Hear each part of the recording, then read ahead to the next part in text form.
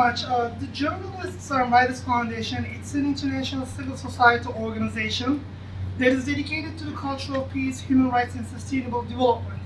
When we talk about sustainable development goal, there are two things that is very dear to the Journalists and Writers Foundation. One of them is the women empowerment, and the second one is the youth empowerment. So it's important that we welcome young people to make decisions on our actions. So that's why we wanted to dedicate 2 panel discussions for young people. Okay, so one of the panel discussions is today, which we have amazing young people, and some of them are young professionals. Okay. So they will be talking about, they would like to, raise their voices for peace and justice. But at the same time, tomorrow during the SDGs conference, we will have a panel discussion dedicated to women and youth leaders in making a positive social change. So I encourage you to come tomorrow to listen to young people. But without further ado, I would like to introduce our esteemed moderator, Mr. Samet Shabani. Mr. Samet Shabani is a US-based expert on countering violent extremism. He has coordinated projects and authored reports for organizations such as the Organization for Security and Cooperation in Europe, International Organization for Migration, British Council, and GlobeSec. As co-founder and former CEO of Horizon Civitas, Samet has been recognized with awards like the US Department of State Impact Award for Dialogue Against Extremism. Fluent in English, Turkish, Albanian, and proficient in Bosnian and French, Samet's expertise and dedication have made a significant impact in peace building and security initiatives worldwide. Please welcome Mr. Samet Shabani.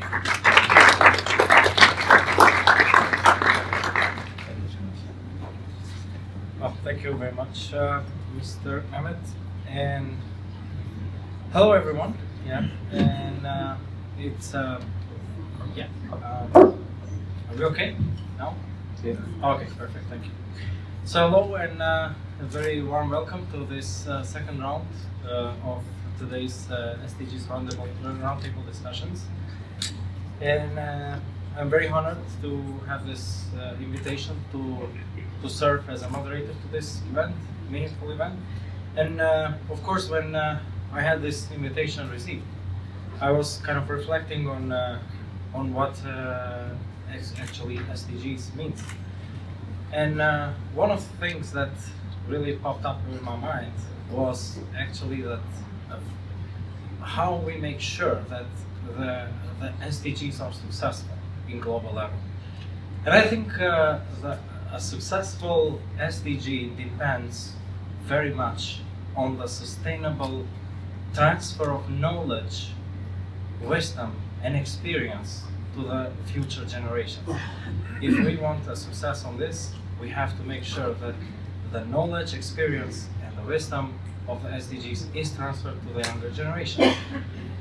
And with that, having to see the profiles of the speakers, especially I got privileged to moderate a majority woman event, and this really reminded me on one of the declarations of the former US President Barack Obama saying, if women were about to lead the world, there would be less war. So definitely speaking about security and peace, I think the role of women, especially young women, is so inevitable and so remarkable in putting efforts.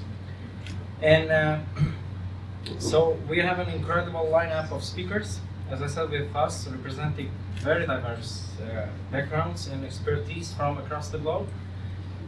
We have with us Ms. Lavinia Teodorescu from North Atlantic Treaty Organization, or famous as NATO. With us, she's from Romania. We go to Denmark. We have Ms. Melek Ozel, who is the youth coordinator for the Nordic youth platform in Denmark.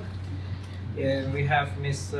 Zeynep Selma Guney, Journalist Writers Foundation's research intern. student from the University of Rochester in the United States. And we have Miss Elif Salemes, also Journalist Writers Foundation Research Intern, a student from Toronto Metropolitan University in Canada. We have Miss Kubra Kaya from the youth representative from Baltulka Culture Academy in Lithuania. And lastly, we have Mr. Lukman Ismaili, a postdoctoral research fellow from Johns Hopkins University. And as you know, one of the most challenging parts of moderators is to make sure that we are strict on time. The moderator has always this role of reminding people of their remaining time, but I'm not gonna do that frequently. I am just gonna remind you when you are 4 minutes before the end by reminding you the song of Justin Timberlake and Madonna, 4 minutes, where Justin says you only got 4 minutes to save the world. So I'm gonna make sure to remind you this song in your last 4 minutes, and in 2 minutes by showing a no red card is in football. This is, yeah, I'm gonna show like last 2 minutes to you. So we make sure we are strict on time with your 10 minutes presentation. So this is a gentle reminder of your time again. And without further ado, I would start inviting our speakers to speak. But lastly, I just wanted to invite everyone to reflect to a very, very meaningful quote of Mother Teresa, which I'm proud of sharing the same ethnic background with her. Mother Teresa is Albanian, as myself. So, in one of the quotes, she says, "The fruit of silence is prayer, and the fruit of prayer is faith. The fruit of faith is love, and the fruit of love is service, and the fruit of service is peace." So, having again to say that the thematic of this roundtable is Global Youth Voices for Peace and Justice, I hope that we reassure that the peace is ensured by the involvement of youth. By saying the involvement, now I warmly welcome Ms. Lavinia for her presentation, which has to do about involvement and engagement of young people in peace efforts.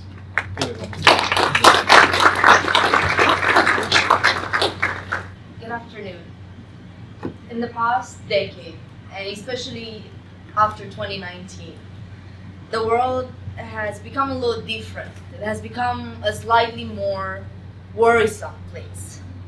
We've dealt with political instability, we've dealt with the pandemic, we've dealt with the war and many protests. And at first we saw something quite remarkable. We saw people getting together, trying to help one another. We saw an effort being made to keep our communities safe and to help one another and to improve the places we live in together. However, soon after that, tiredness set in.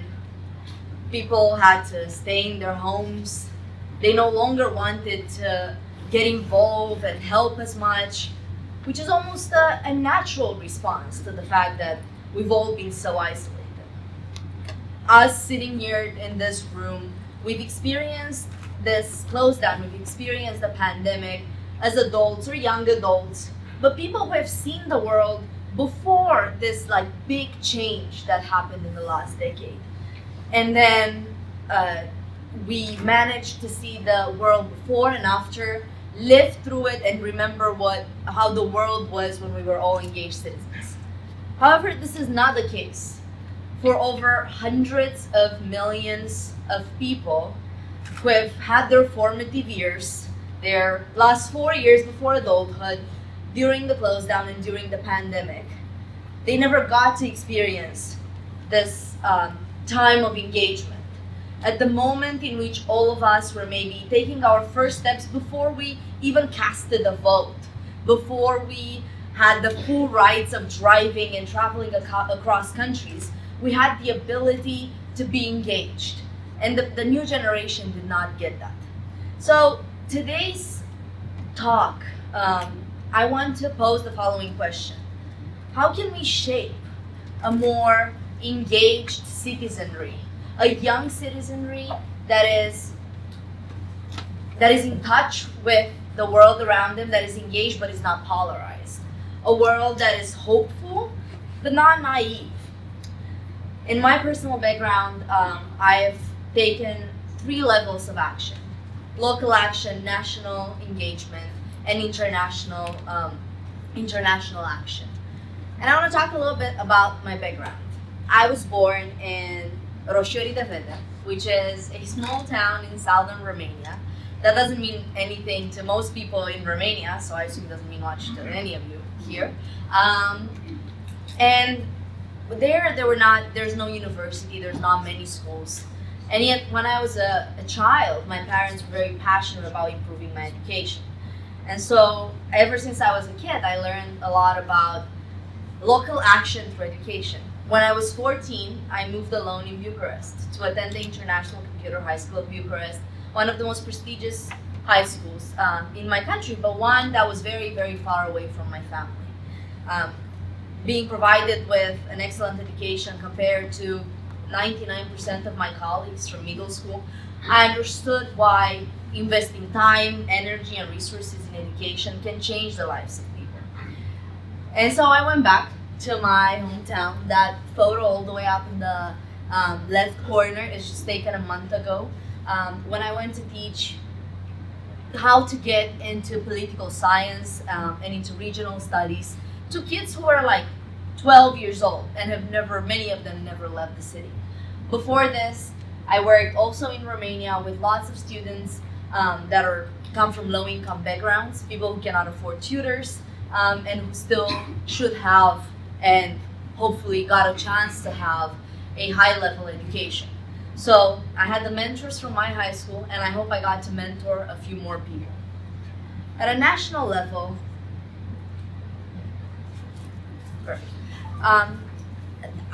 one day I woke up in Bucharest. So after living my whole life in the small town, I one day came to Bucharest, and it was a big city, and it was the capital, and things were happening. There was political action, and there were non-governmental organizations and non-profits, and there was involvement. So for me, while local action meant education, national action meant policy shaping. It meant that ever since I was in those 2 photos on the right, ever since I was about 14, I tried to get engaged with things like Model European Parliament, and try to organize it, not just get engaged myself, but organize it for other people. And I think at that point in time, this was something very rare in Romania. It used to happen here, so people who are from the US probably know that Model UN has always been a thing, right? But in 2014, Romania, this was not really something very common, something that people would do. And so I, alongside many of my classmates from my high school, decided to organize ProVot and be able to organize a model European Parliament. I then moved to the United States at the age of 18 and realized, even though I'm a foreign citizen, I can definitely get engaged in policy shaping in the United States. So the photo on the left is from the time I used to work with US Cyber Command on research projects. They have this really cool idea in many of the liberal arts universities in the US, in which they work with the departments of the US government, such as the State Department, in my case, the Department of Defense, the Department of Agriculture and of Transport, where they put out these research questions, to students in universities, people with very different perspectives compared to the ones who work in these institutions, right? You only got 4 minutes to say the word. Okay, thank you.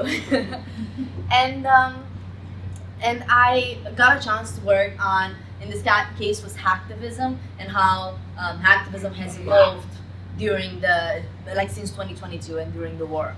And so, at a national level, I think many of us have the ability to influence policy shaping. Maybe at a higher level that, I think everyone sitting in this room has an opportunity to do, but maybe not everyone in the world does. Can we? Okay, perfect. It's international dialogue. And this is something that I think if you sit in this room, you value the importance of.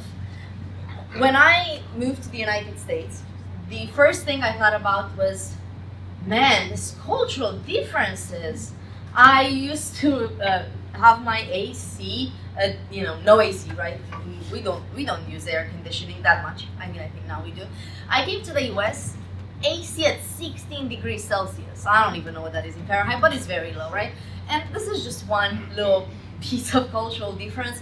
The point is, international dialogue or international connections don't get resolved by themselves. We need this dialogue. We need to be able to be in touch with one another. And so this for me was a journey that I started a long while ago. When I was 16, I first participated in the International Festival of Language and Culture, something I've talked about extensively and maybe one of the most fundamental experiences of my life. It is a place where people from very different nations are placed together in the same spot, living in like one large building and eating the same things every single morning and washing their clothing in the same space. It's something that not many students get to experience at such a young age. We get to know one another's culture, but also understand things that are so fundamental. I then, in college, taught in China several times, taught the history of democracy and negotiations, and understood how the education system is different from the United States to China to Romania, and they are really quite different. Lastly, after I graduated, and as it has been mentioned, I started working at NATO, initially as part of the more military system, and now transitioning into the more political system. And oh man, is that an odd place. Do you like, people are trained so differently. If you come from Romania versus the United States, the military is completely different. They know different rules, they know different things, and everyone follows the rules, right? So you got people who know how to follow the rules, but don't understand the rules of other people, but they're very good at following their own, put together in an organization with like 2% civilian people. It's quite interesting.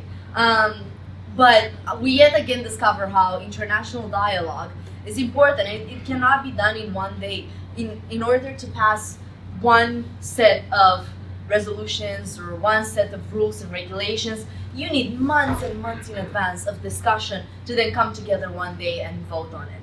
So I think at the end of the day, it is important to understand at which level we can make this impact, if it can be local or national or international. But either one helps us prevent a really big gap or fallacy in the world, which is the atomization of society. That is something that, and I want to get back to my initial point, that is something that happened to the youth and to the young generation during the initial stages of the pandemic, right? Everyone got to stay in their own house. They knew that they existed, but they did not realize that other people existed, which means that we all would take action for our own benefits. And the opposite of that, the cure to that, is disengagement. And it doesn't have to be international engagement. We all sit here and think that international, we value international engagement. But if you go back home and people don't have this possibility, getting engaged at a local level and a national level is, in the end of the day, the cure to atomization. So I want to end with this. I want to pose the question of, how can we own, as citizens of this world, how can we own peace and justice and peace building? Not just be part of it, not just support it, but how do we own it? How is it ours, our responsibility, and how can we make others see the fact that they also own peace, justice, and peace building? Thank you. Well, thank you very much for your remarks, Ms. Lavinia, for stressing the importance of being into the moment and in the present time, and being within the processes of changing the world for better with your personal experiences and examples. And I hope your valuable work will continue within this important institution which tries to ensure security all around the globe. Now we are going from Romania to Denmark. Somehow with the names of the country I feel like moderating Eurovision. Now we go to Romania and to Denmark and so on. So yeah, we're not gonna give points. Romania, do the part. No, but yeah, at least we're gonna have very insightful presentations. I had the opportunity to see to some extent the topics and presentations, and I was very impressed with the work done all around Europe and globe. So now we invite Ms. Melek Busra Ozel, and she's gonna focus on youth and digital tools for peace building. So how we use the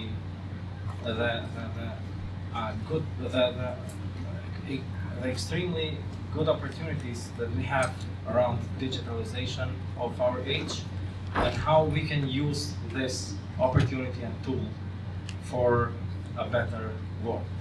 Here we go. My name is Melek Ozel. I come from Denmark and I'm a youth representative and active member of the Nordic Youth Platform. Can I hold this instead? Can I hold? Yeah. That's that. Thank you. Yes, Nordic Youth Platform, I'm going to talk about it later, but it's a Nordic-based initiative connecting young people all around the world to engage in education, dialogue, and different projects, both online and offline. Now, why am I here today speaking about this topic of digital tools for peace building? It's because our world faces a very complex, complex conflicts, polarization, and inequality.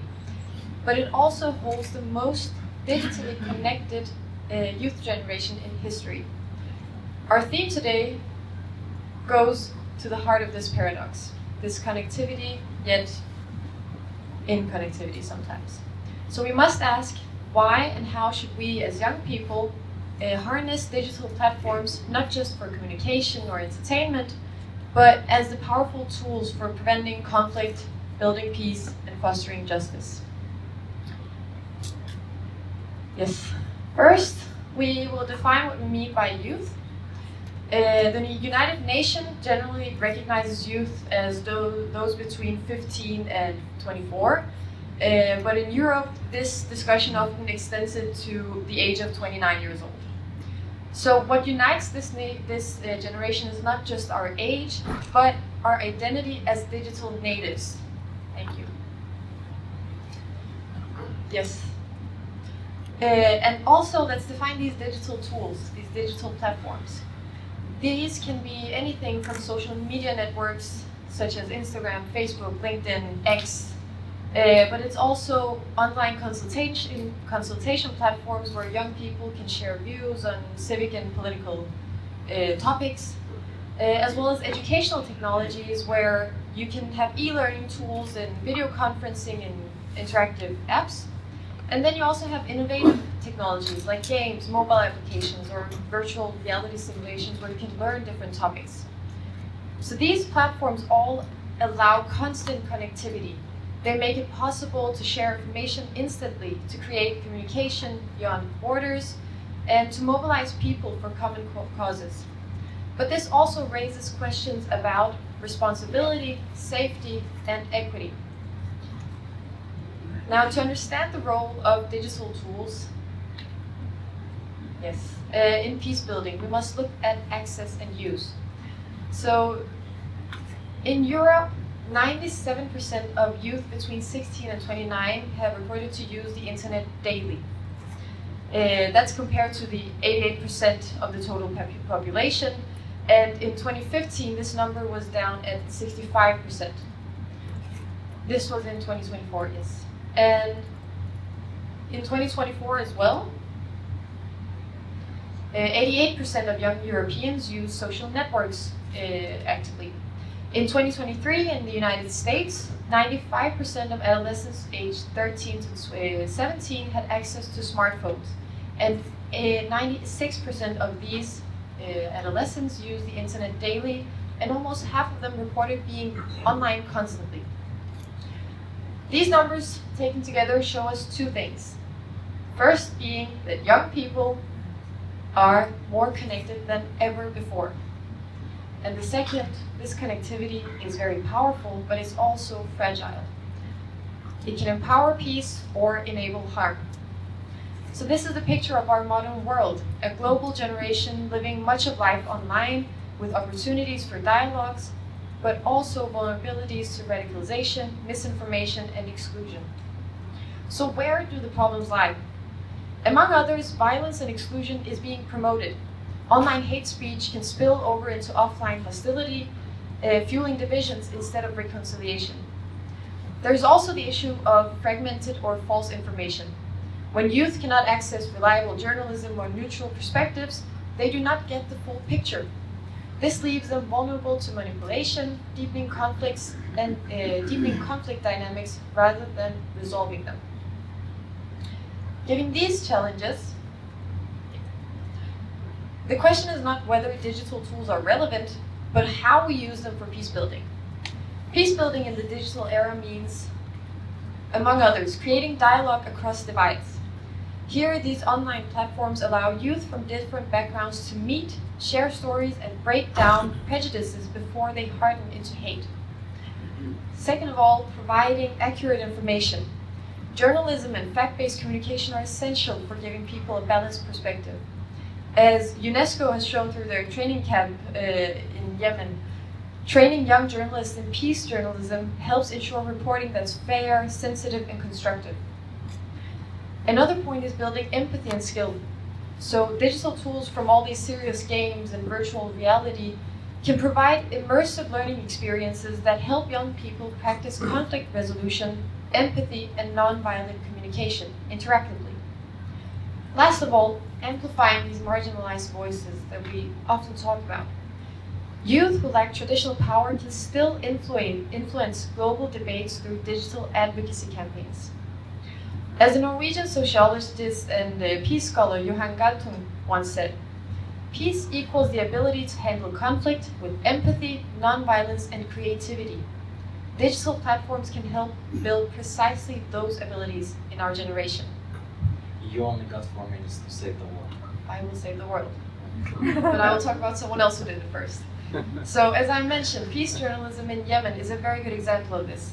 UNESCO trained young journalists in 2023, where they partnered with the Media Association for Peace and RNW Media to train these young Yemeni journalists.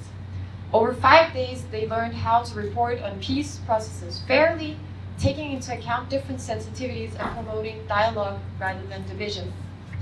In my own home part of the world, in Scandinavian and Nordic countries, Finland is using media literacy education very much in their school systems. These equip young people to critically assess digital content. In Denmark, NGOs use online mentorship programs to connect newcomers with the youth in the country. This is fostering integration and dialogue. These examples demonstrate the potential of digital tools to foster peace, but also highlight that we must invest in education, trust, and inclusivity. So from what we've seen and learned, there are 4 key steps we believe can make a difference. First of all, investing in digital literacy and peace education to equip these youth, these young people to spot the misinformation and use the digital tools for dialogue. Second, it's vital to protect civic spaces online, to safeguard expressions, to keep our freedom of expression, but also taking stronger action against harassment, hate speech, and cyberbullying. Third, we should foster partnerships. Governments, NGOs, youth organizations, and tech companies must co-create ethical spaces. And finally, we must support youth-led innovation. Funding and mentoring young people to create more apps, campaigns, and platforms. At the Nordic Youth Platform, which I represent today, we put these principles into practice. Our work combines online and offline activities to empower youth as peace builders. Through our book clubs, we create safe, inclusive spaces where young people from different backgrounds read together, classics, modern texts, stories of identity, culture, and resistance. Then they reflect and debate. We discuss what literature reveals about power, injustice, empathy, and belonging. These conversations sharpen critical thinking and digital literacy as we compare interpretation and challenge assumptions. In our workshops and career seminars, we bring expert guidance into young people's hands. How to build a CV, how to prepare for a job interview, how to find a career path aligning with your values and strengths, all shaped to fit our modern and digitalized job market. These events are interactive, mixing online strategy gatherings, peer exchange, and hands-on learning, helping youth navigate not just the digital space, but their own future in it. We also organize leadership and integration workshops where we focus on creative expression, personal growth, and mutual understanding. And then we have our membership and social media platform. Here, we don't just broadcast what we do. We use these platforms to amplify youth voices, sharing stories of resilience, celebrating cultural diversity, and pushing forward global campaigns to mobilize members for joint projects. For our blog, Instagram, LinkedIn, and YouTube, we invite everyone to contribute, reflect, and act. We are the most digitally connected generation in history. This gives us enormous power, but also enormous responsibility. Together, we can transform our digital connections into real-world peace and show that youth are not only the leaders of tomorrow, but the peace builders of today. Thank you. Thank you very much, Ms. Melek, for sharing your very valuable work in Denmark, and I hope you'll follow up with those great contributions and services to your community there.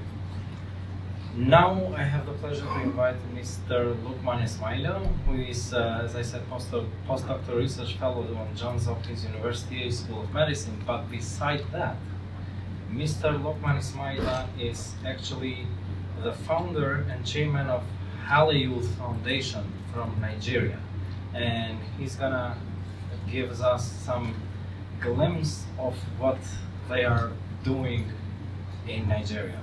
So very keen to listen more from you, Mr. Lukman. Distinguished delegates, fellow youth leaders, chairmen of organizations, good afternoon. I'm grateful to speak at this roundtable, and I thank the organizers, the Writers and Journalists Foundation, for the opportunity and creating space for youth to not only be discussed, but be heard. My name is Lukman Ismaila. I'm a postdoctoral research fellow at Johns Hopkins University School of Medicine, and my interest lies at the intersection of healthcare and computer science. My passion for impact has been rooted in education and community development.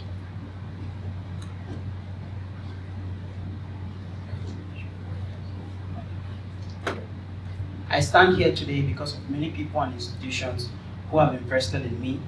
From my early education through my PhD, I benefited from scholarships and support programs from the Surat First Group of Company, African Development Bank, African University of Science and Technology, Nile University of Nigeria, and Petroleum Technology Development Fund.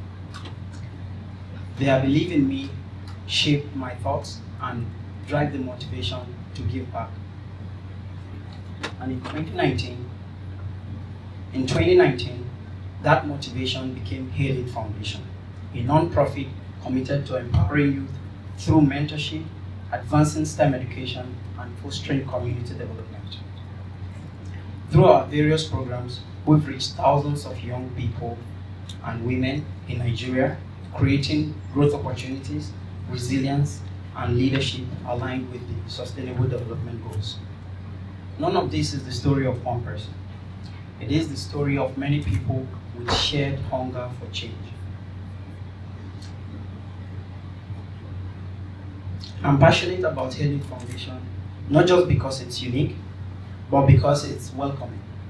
It provides a common platform for people like me people who want to contribute local effort that aligns with global impact. And Early Youth Foundation provides this initiative a place to start.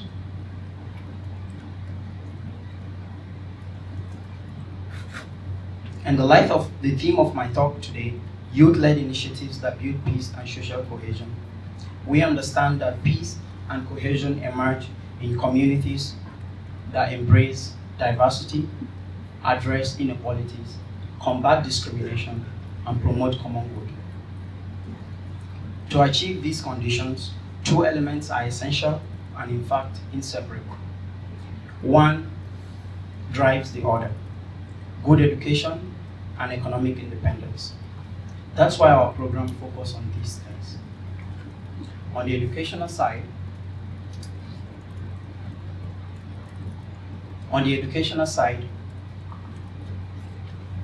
we organize back to school programs which provides learning materials to young school students and keeping them in school and encouraging them to receive early education. We also run Party Girl School Project, which focus on keeping girls in school with dignity, otherwise to provide sustainable menstrual pad to schoolgirls to prevent absenteeism and distraction during learning. Through these programs, we've been able to reach hundreds of school students, and with generous support from donors and funding organizations like the UK British Council through the Climate Action Grant, we are targeting even 1,000 more through our programs.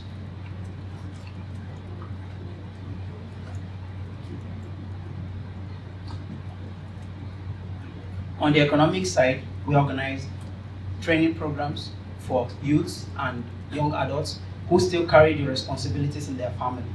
Together, these efforts help to support them through economic difficulties and ease daily pressures. We also help young and advanced learners to gain strategic opportunities globally and locally through advancing with scholarship programs and getting advanced learning levels. My experience working in healthcare data reignite my passion, which is committed to helping solve pressing problems in our community. Thanks to the fellowship at DataSphere Institute, a global network developing agile framework responsible for unlocking the value of data for all. I was opportune to observe the challenges in medical data acquisition, storage, and access across Africa, which led to the proposal of ways to keep data available in a cross interoperable and accessible way for research. This is important because we understand that better data drives better science, and better science can drive good health. A fair and equitable healthcare promotes trust, which is a key pillar for this. From that work emerged AfriBiobank. AfriBiobank is a Pan-African, multi-stakeholder medical imaging biobank linking research laboratories with hospitals. The goal is to provide a cross-border data policy, equitable access that drives local innovation in healthcare. AfriBiobank is an early testing pilot, and I'm excited to share that our proposal submitted to an international conference, the Medical Image Computer Assisted Intervention 2025 in Korea, has been accepted for oral presentation.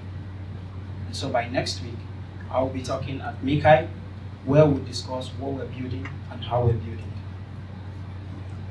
Throughout these challenges, throughout these initiatives, we face several challenges, ranging from funding to lack of strategic partners and cultural barriers. We even expect a lot more obstacles as we scale, but we remain committed and hopeful because when we succeed, lives change and communities experience through peace and development. You only got 4 minutes to say. Allow me to summarize our practical model in a way everyone can use and in fact replicate. We encourage that we start small, declare clear goals, and of course onboard fellow changemakers. Defining impact helps to stay focused on what is important, and of course reviewing our work to improve fast helps to adapt more easily. Today, through our programs, we are contributing to Sustainable Development Goals 1, no poverty, 2, zero hunger, good health and well-being, quality education, reduced inequalities, climate action, and of course, peace, justice, and strong institutions.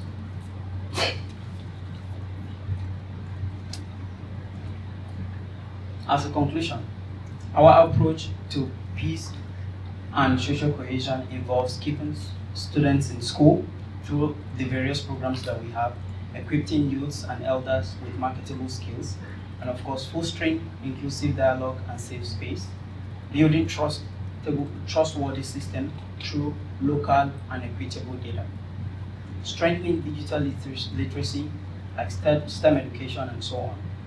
Cross-sector or multi-sectoral partnership is very key as well. And of course, measuring what matters, the key indicators of progress.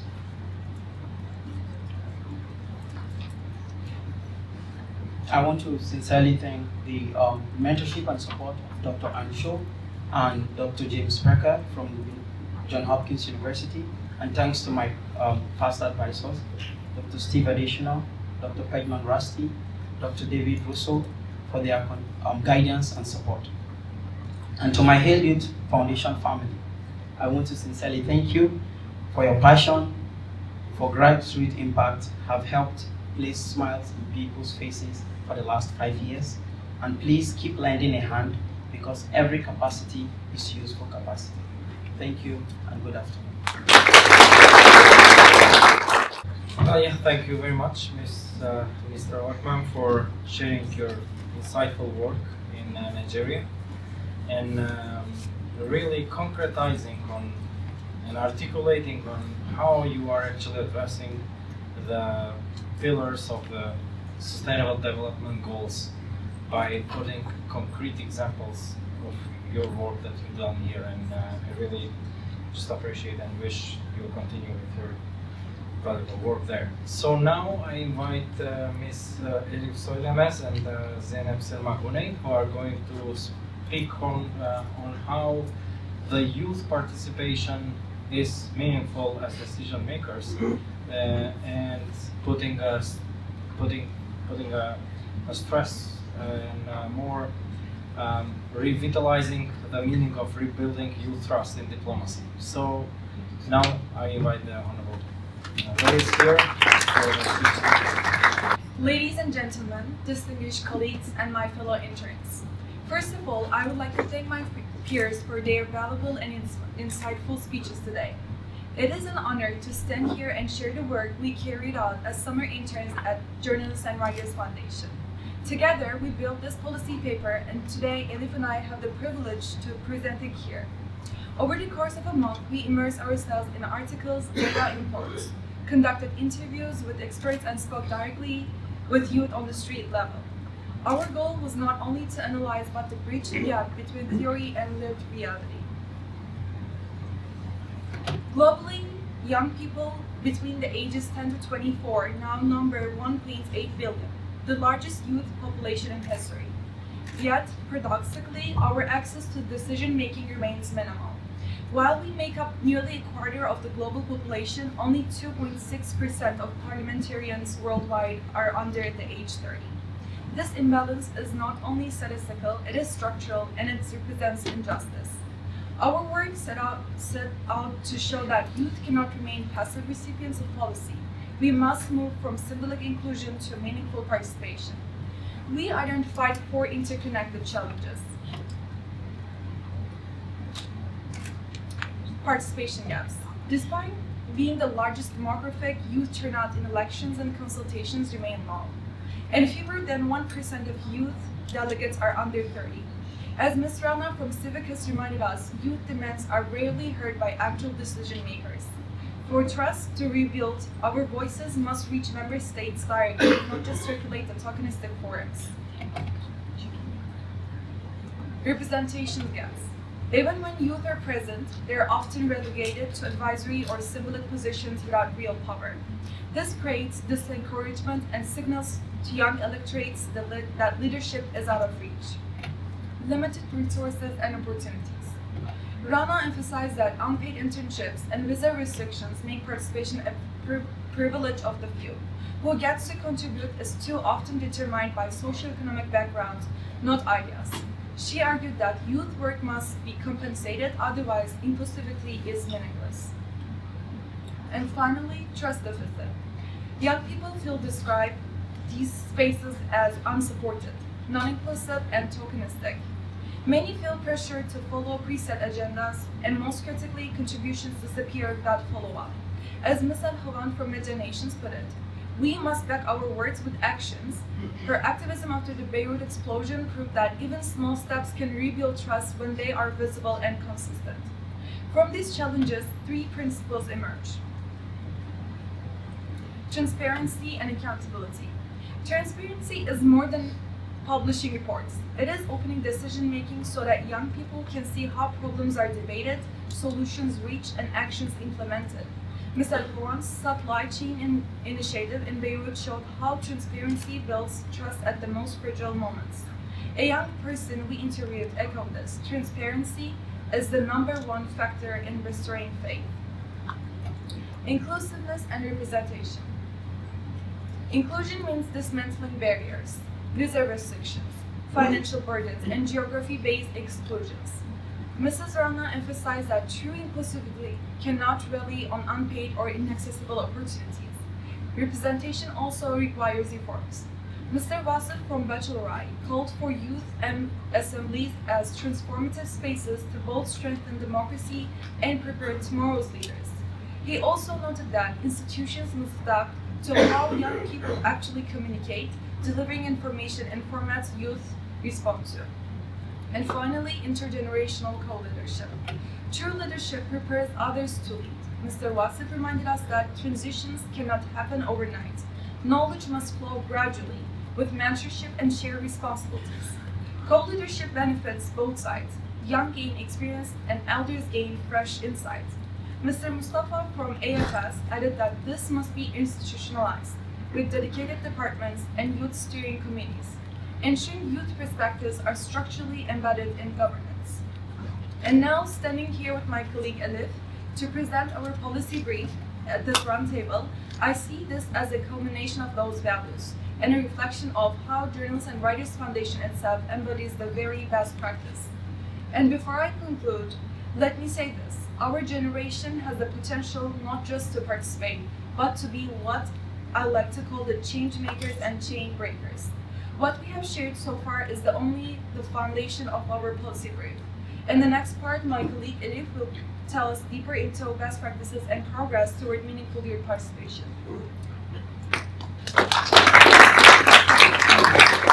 Thank you for that, Zeynep. I want to build on that by highlighting how these commitments are turning into progress. When I first began my research, I was struck by how strong the UN's youth framework looked on paper. The Youth 2030 strategy and the Youth Peace and Security Agenda mark a real shift in how international institutions think about young people. They make it clear youth are not only beneficiaries but partners in shaping solutions. That in itself is worth acknowledging. It reflects years of advocacy, coalition building, and determination from young people around the world. And progress is visible. Over the past decade, young people's involvement in UN processes has grown steadily. More UN entities have formal youth policies and programs, creating structured pathways for collaboration with youth-led organizations. Member states have also increasingly opened spaces for youth participation. The number of youth delegates at the UNGA has risen from fewer than 40 per year in 2008 to over 70 by 2017 and 2018, a decade later. These developments signal that youth are increasingly recognized not just as recipients of policy, but as active partners in advancing sustainable development, peace, and human rights. Civil society has also been instrumental in driving this momentum. A clear example here is JWF, which not only creates opportunities for youth engagement, but also demonstrates this commitment in practice, as reflected in the fact that all this round's speakers are young people. At the same time, however, we must be honest about where we stand today. For every good practice we can point to, there are persistent gaps that keep young people at the margins of decision making. Fragmentation, tokenism, and inconsistent resources remain key challenges. Youth are often invited to have a voice, yet without mechanisms to ensure their contributions shape outcomes. Participation risks being symbolic rather than structural. And when young people consistently feel that their engagement does not translate into action, trust begins to erode. None of these are criticisms for the sake of criticism. They are observations of dynamics that exist today, dynamics we can collectively address. The real question is, how do we turn promising commitments into lived realities? Our research and analysis suggests clear pathways forward. Over the next decade, rebuilding youth trust and consolidating meaningful engagement must move beyond consultation towards system-wide transformation. The priority is to elevate young professionals from the margins to position of decision-making authority. This requires a combination of foundational changes, structural reforms, and practical engagement strategies. So 1. Binding mechanisms for participation. Youth advisory councils with authority, youth seats and delegations and mandatory quotas, capacity building and training, civil literacy, negotiation and policy analysis programs, plus pre-event training so youth can contribute as equal partners now, not later. 3. Inclusive digital engagement platforms, secure accessible tools to reduce barriers and modernize participation, sustainable funding and reforms, predictable multi-layer financing for youth-led organizations, mainstreaming youth perspectives, and standardized accountability mechanisms. And finally, scaling successful models, peer learning hubs, private sector partnership, participatory budgeting, and youth-centered agenda design. The risks are real, including tokenism and lead capture. Independent oversight, grievance mechanisms, and transparent reporting are essential protections. Flexible funding and genuine seats at the table are non-negotiable for trust. The biggest takeaway is this: mandates and frameworks matter, but they only matter if they are lived. Today, we see youth delegates at the UNGA, advocates shaping debates at the CSW, regional networks mobilizing on the ground, and civil society initiatives bridging global and local realities. These are encouraging signs, but unless these practices are scaled, consolidated, and institutionalized, the gap between promise and delivery will remain. Closing that gap is not just a bureaucratic exercise, it's about credibility, justice, and future of multilateralism itself. If institutions fail to deliver for young people, they fail to deliver for the future. So if I had to sum it up in one line, it would be this: youth don't need symbolic inclusion, we need structural change. And that begins not just with sharing the space, but sharing the power. Thank you so much. Well, thank you very much,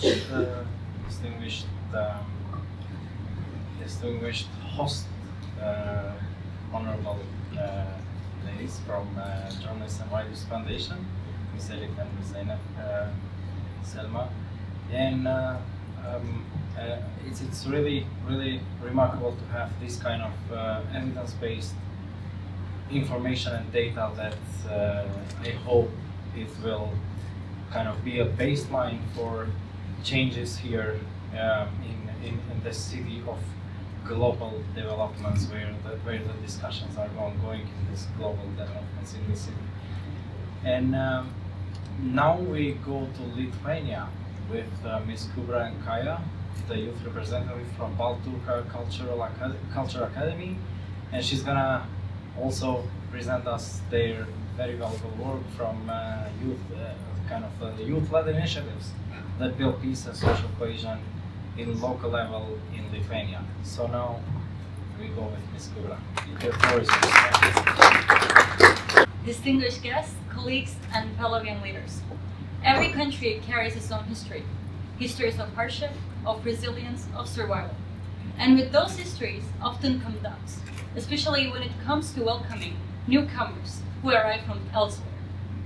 Refugees, migrants, and displaced persons do not only cross borders, but they also cross into hearts and minds of societies that may still be healing from their own struggles. And yet, there is another truth that we must hold on to. No matter our doubts, humanity has always thrived when we choose to welcome rather than reject, when we choose to build bridges instead of walls. I stand before you as a young leader, originally from Turkey, now living in Lithuania.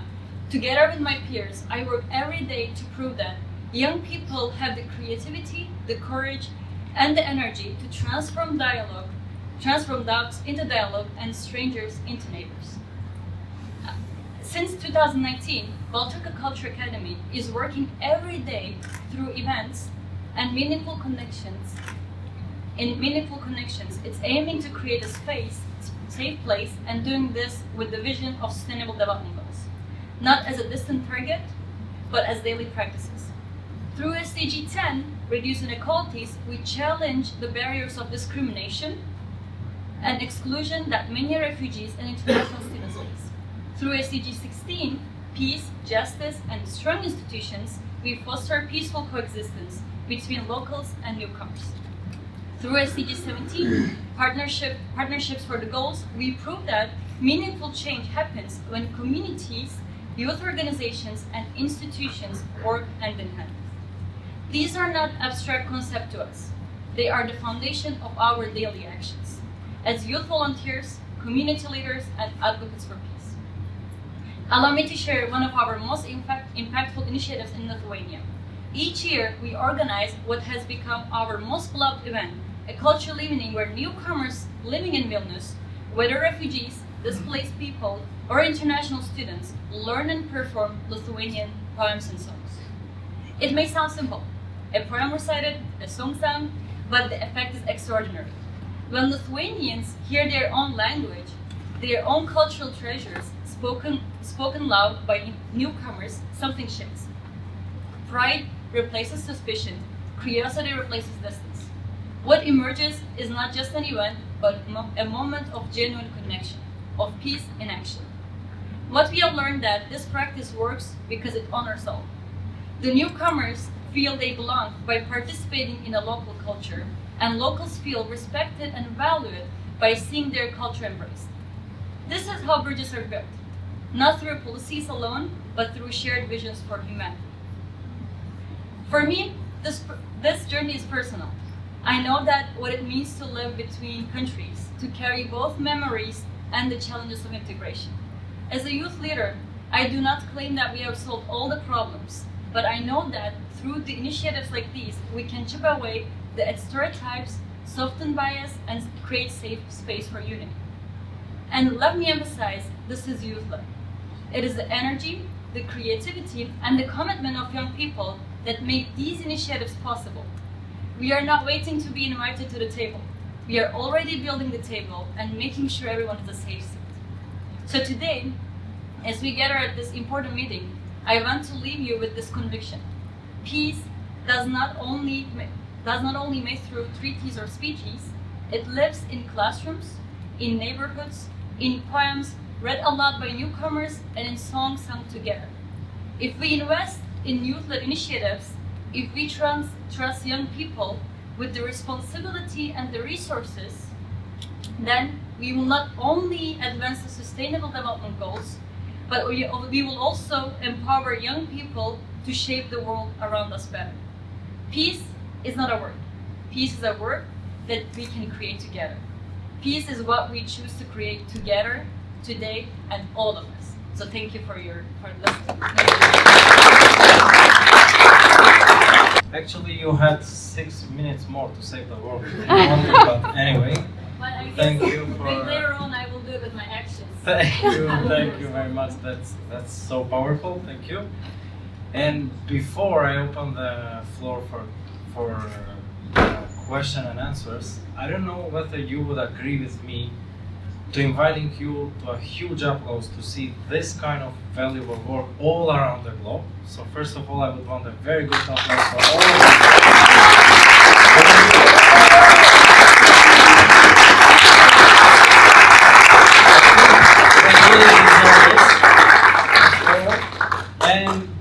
And I mean, reflecting on all of this work, it seems really kind of a very small island. Something is happening all around the world.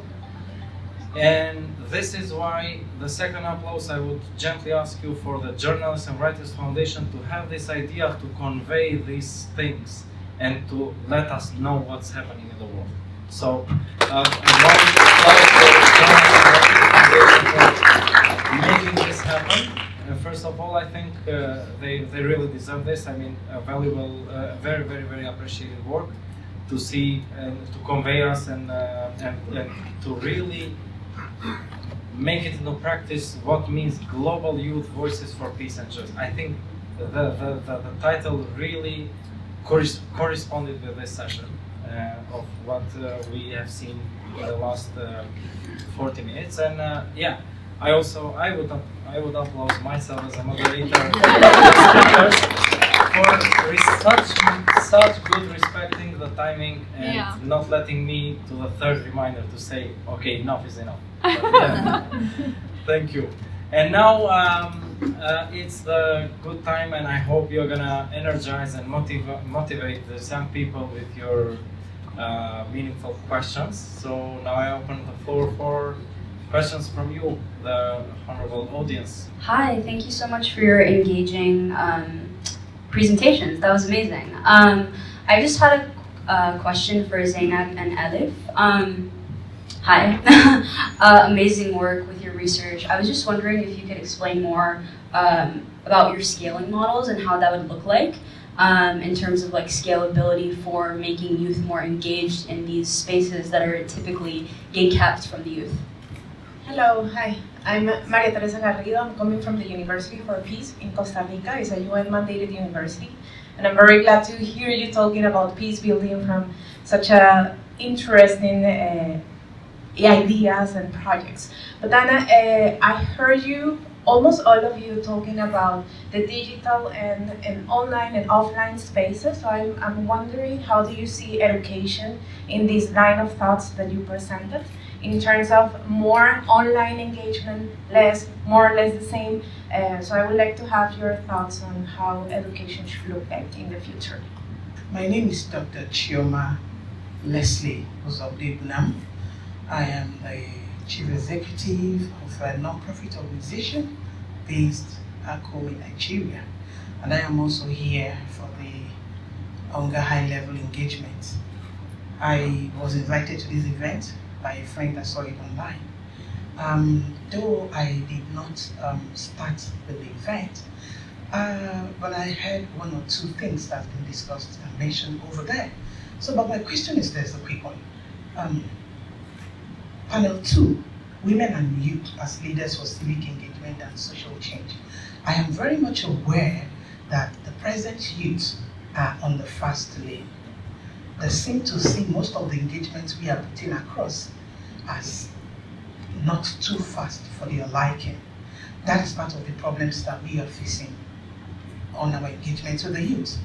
I would like to have a different view, or perhaps to go away from this forum with a different perspective on what to tell the youth, on how to make them understand that you can't make it by being on the fast lane.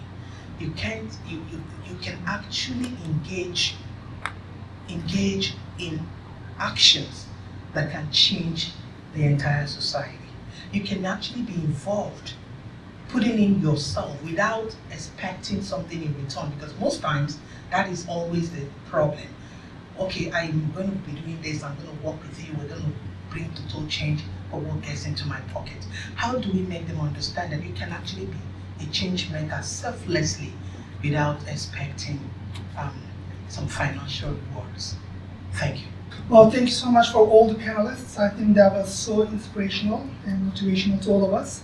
I have a question for Melek, Busra, Ozel. So you're coming from Denmark and you are representing youth from the Nordic countries.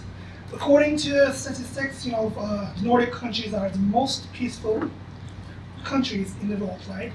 So, according to the young people living in the Nordic countries, like, what are some of the challenges that you face? I mean, is it really like peaceful? What are some of the challenges that you face?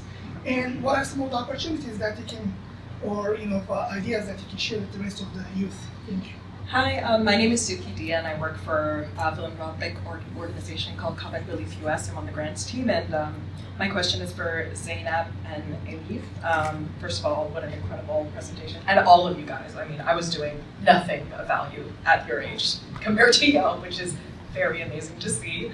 But in the wake of the changes in federal aid, the dissolution of USAID, and the increasing distrust of multilateralism and bureaucratic organizations, one of which being the UN, how do you think this trust deficit can be somehow bridged in tandem with building trust in multilateralism again?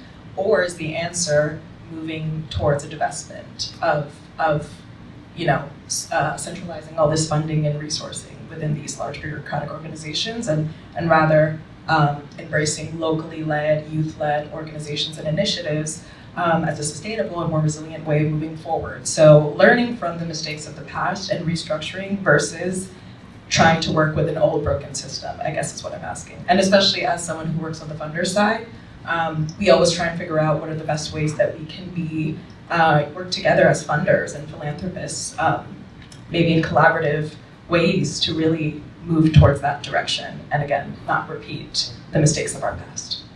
Thank you very much, Carlos from Lithuania. I'm working as an integration and human rights expert. Thanks a lot. I really want perhaps to connect the first and the second panel today and to look a bit differently because, from my perspective, after 7 million of years of human evolution, we're still talking about building the bridges. So the conclusion is that we have a big problem because perhaps we're failing. And I think my question was very simple and very practical. Perhaps we've been talking about building the horizontal bridges across different nations, across different cultures, across different religions, which is a quite horizontal approach.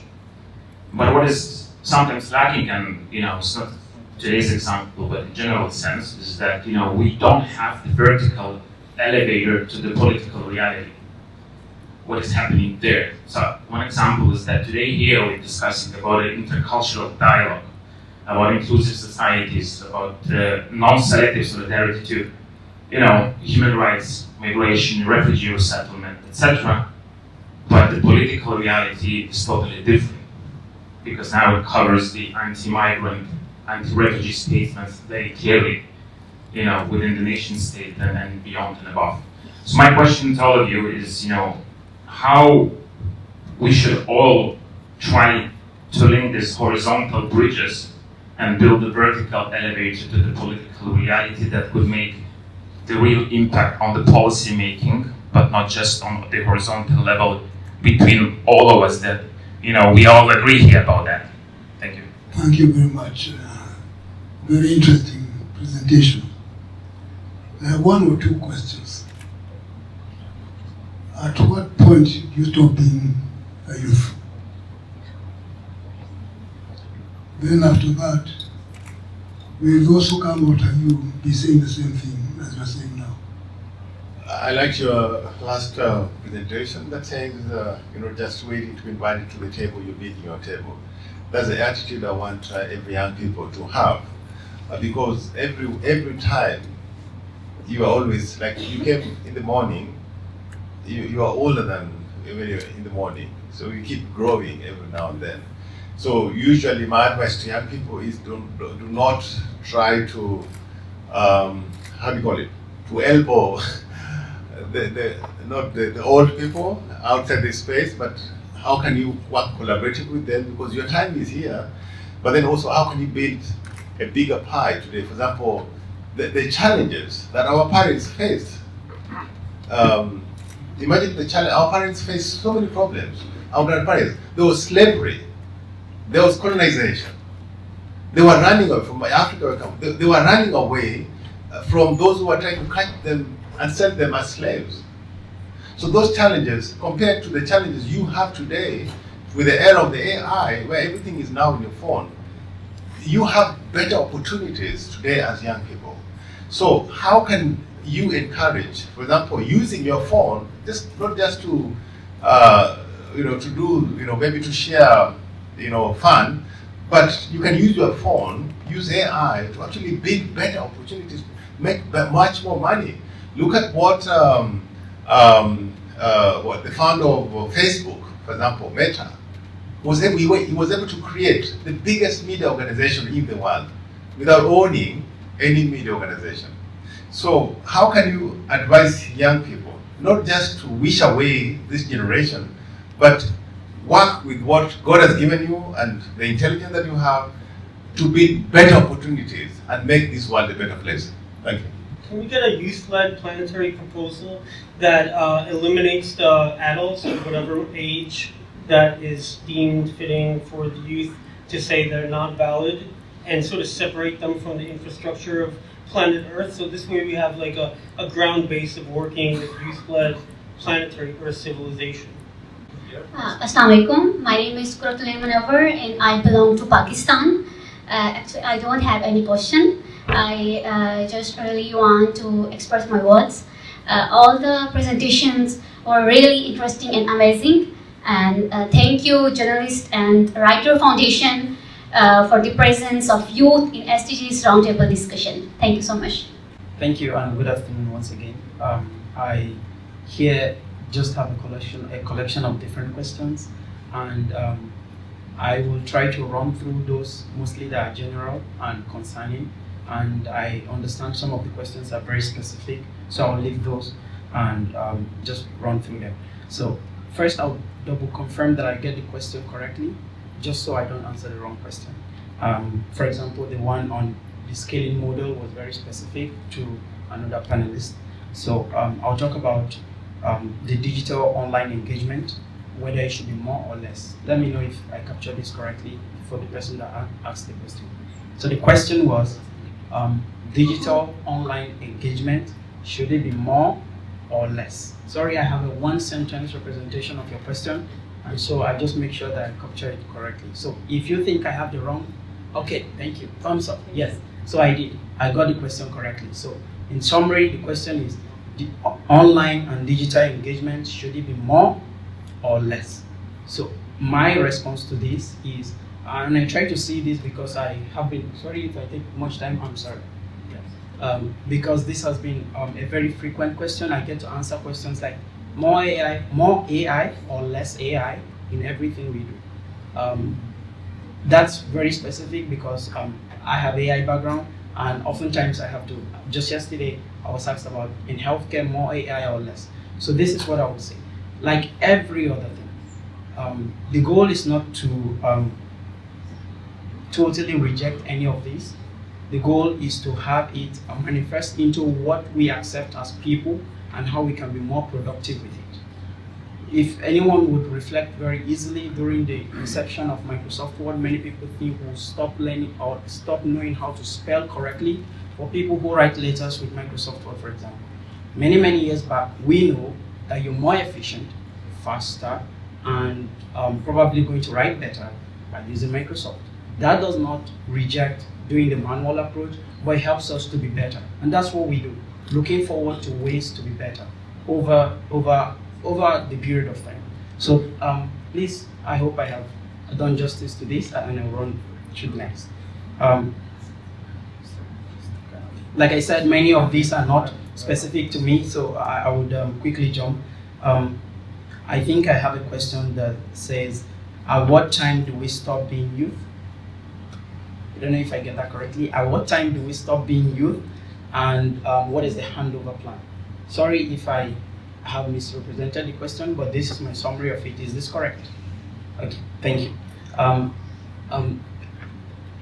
From our understanding and at Heliod Foundation, we understand engagement into community impact and contribution in this way comes through inspiration. Like myself, I try to connect back to my story, how I became inspired, often from various opportunities I've been exposed to. I see that as a practical imitation of what we get. So when we receive this, it's only natural that we're inspired to give back. And that's why I believe many of the colleagues are here to try to take practical actions towards reaching out, because the younger generations, youths of tomorrow, when we stop being youths, they naturally hand over. We tend to imitate what we see. And that's who we are as humans. We uncontrollably try to imitate the people, role models, the people that see us, people that read about us, people that watch stories about us. So that's my response to that. And I'll conclude by saying that practical actions are exemplary and helps to build the youths of tomorrow. Just that's the takeover plan. So they naturally take over just because they've seen exemplary people. Lastly, if I can take this, I don't know if I get this correctly, but I guess it's from you. How can youth lead planetary proposals, if this is correct? Well, also, like, how can we separate adult-controlled planetary governance and everything? Okay, I know I rephrased that in my writing because from my understanding, and I'm more than happy to discuss further, and I stand to be corrected, that we are people. And when we look at ourselves, we have younger ones, much older, adolescents, youths, and then older ones, and a lot older ones. I see these as one people, connected merely by time. So I tend to see that quite differently, that we are one, and we may not have to eliminate anyone or any stage of it, because when we're done eliminating, we have to be eliminated because we are also growing. So I see that I want to describe, and I know another question starts by when do we stop being youth? So I try to connect these two, that youth itself is transient, right? So youth itself is transient. It's also only a matter of time. Next year, perhaps many of us may not be the ones sitting down here. There will be more inspired people here, and so that's kind of a process. Smooth transition is the response, and I think that's best. Smooth transition seems to be similar to my earlier response, which is about inspiring the people that come before us. These people tend to be more inspired to impact the community more positively, kind of our representative when we age, rather than being rejected, but we also integrated back to the community, and we get to benefit. Thank you. I will attempt to take two questions. One of them was specifically addressed to me, so I'll try to do it in 2 minutes. Is the question correctly understood, Dr. Chioma from Nigeria? Was it the perspective you had, was the question, how can we help youth see this perspective of they can be involved and they can make change, and how to make them believe, or was that the question? Okay. And then the question about the Nordic countries was, yes, we have a very peaceful part of the world, and what are the challenges and opportunities? I would say, as I spoke about these digital tools today, I think digital tools can be understood in many ways. So in terms of education, for example, this could be specifically e-learning, so giving a course online. But digital tools are what's in the name. They're tools. We should be using them as tools if we want to do greater things. So we have actually gotten an upgrade in this sense. And I think in terms of the Nordic countries, what we're seeing right now is that, yes, there is a distinguished difference between Nordic countries and lives up there compared to the rest of the world, but also a lot of people, especially youth, are living two lives right now. We have an offline life and we have an online life. And this online life, it does not really have country borders or anything like that. So when we focus on that part, we see that these challenges are actually recurring in many different parts of the world. So that's why we see a lot of need for personal support, for mentorship, for personal guidance, actually. And I would say in the Nordic countries, because they're the part of this connected global online world with one country basically of the internet, they share this struggle with other youth around the world. And the opportunities lie in the tools that we use to help the youth with their individual and their personal growth and their personal support. And I would say, how can we help make youth see this change that they can make? I would say I really applaud all of the youth that are here today, both as panelists, but also joining, because we all are sharing this day on Instagram. So this is a very big step. We are showing that youth can do this, and we are showing that we want to do this. This can be fun, this can be great, and I think sometimes we underestimate how much youth are spending time thinking when they're on the internet, but there's a lot of thinking going on, so it's about helping them, just showing what's possible, showing opportunities.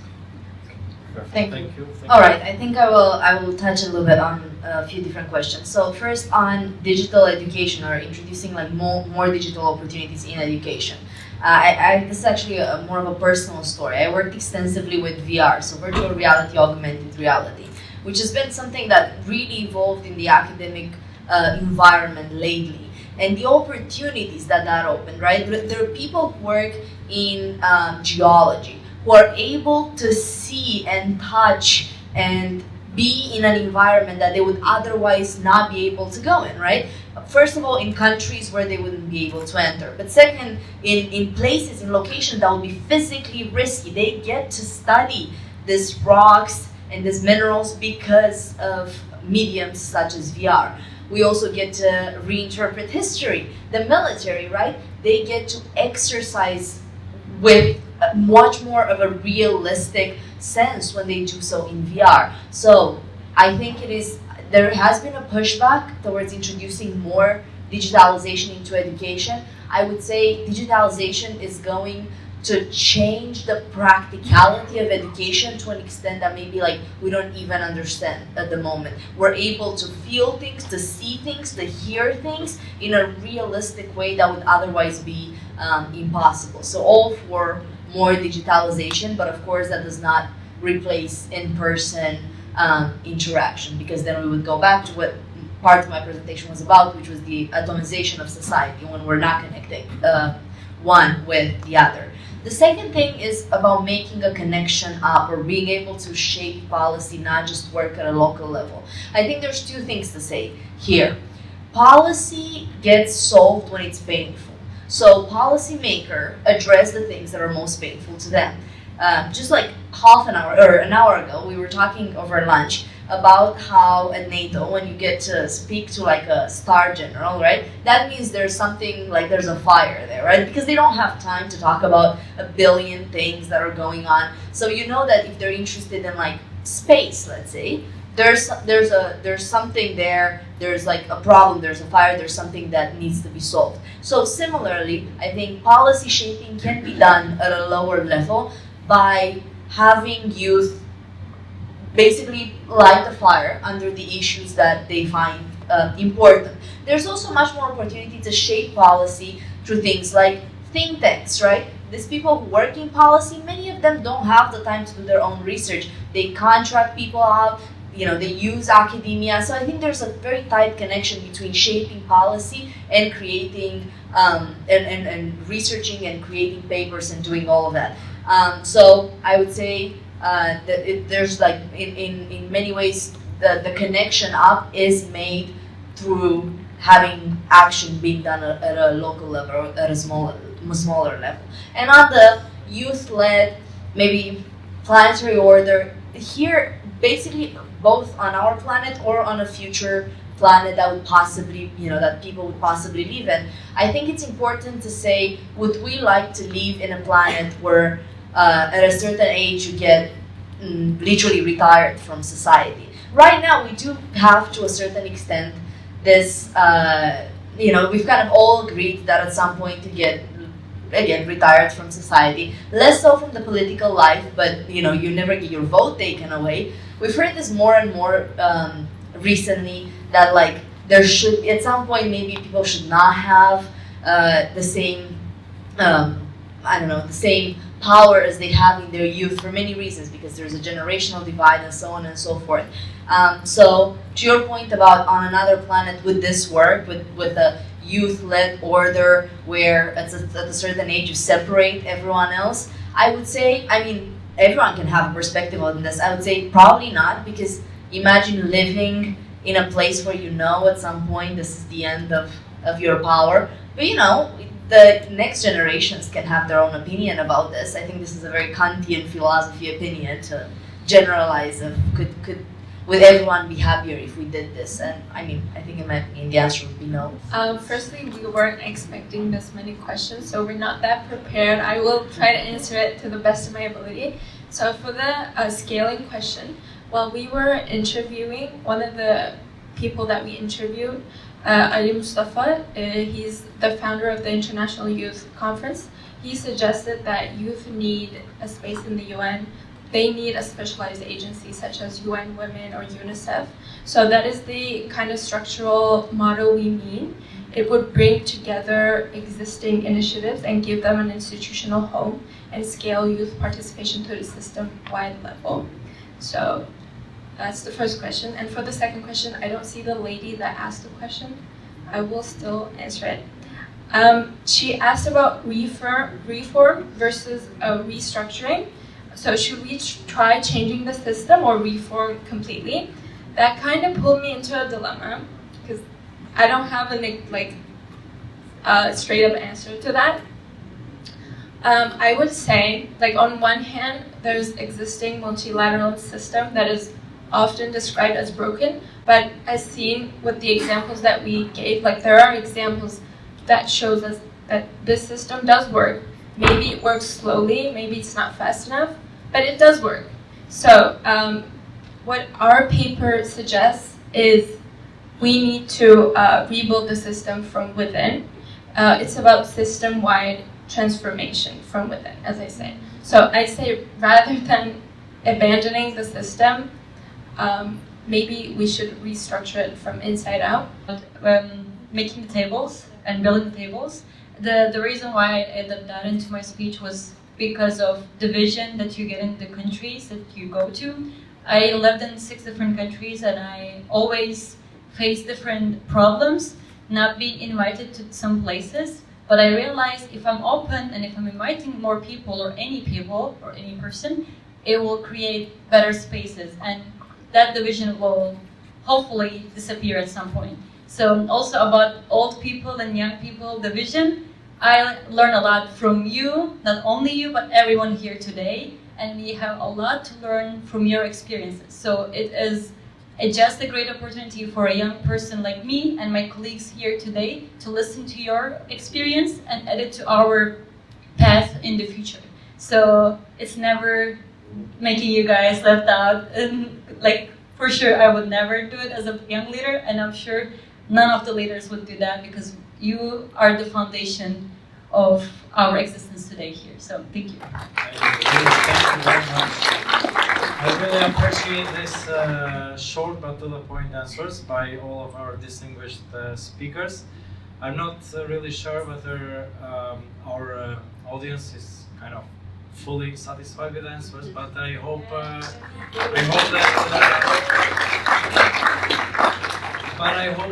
at least all of us acknowledge that having a special session on youth should be from now on a good tradition of Journalists and Writers Foundation. I hope we acknowledge this and we could make it the best to prove this. And yeah, lastly, as I was kind of reminding them of the time and saying you only got 4 minutes to save the world, I hope that the next year when we convey again, we would say, yeah, we did save the world. Thank you very much. And,